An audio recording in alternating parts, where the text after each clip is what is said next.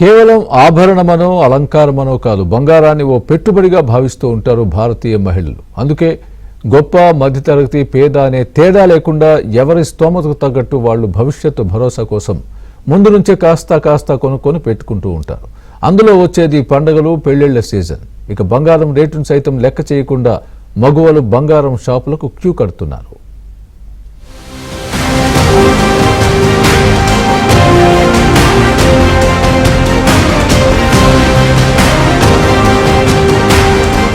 బంగారం ధరలు రోజు రోజుకు కొండెక్కుతున్నాయి.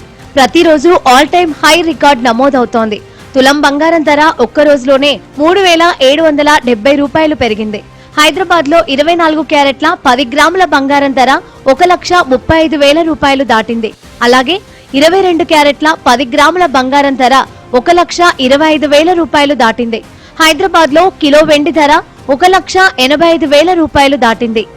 అమెరికా షట్ డౌన్ ఎత్తివేతపై అనిశ్చితి, యుఎస్ చైనా వాణిజ్య ఉద్రిక్తతలు వంటి పరిణామాలతో బంగారంలో పెట్టుబడులను మదుపర్లు మొగ్గుచూపుతున్నాయి. ఈ క్రమంలోనే గోల్డ్ ఈటీఎఫ్లకు గిరాకీ విపరీతంగా ఉంటోంది.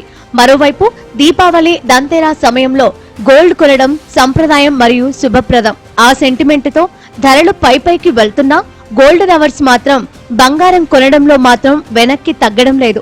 గతేడాది దంతెరాస్ రోజు బంగారం, వెండిలో ఇన్వెస్ట్ చేసిన వారికి సూపర్ రిటర్న్స్ వచ్చాయి. గతేడాది పండుగతో పోలిస్తే ఇప్పుడు బంగారం ధరలు 50% పెరగడంతో ఈసారి ఇన్వెస్టర్లకు భారీ రిటర్న్స్ రానున్నాయి.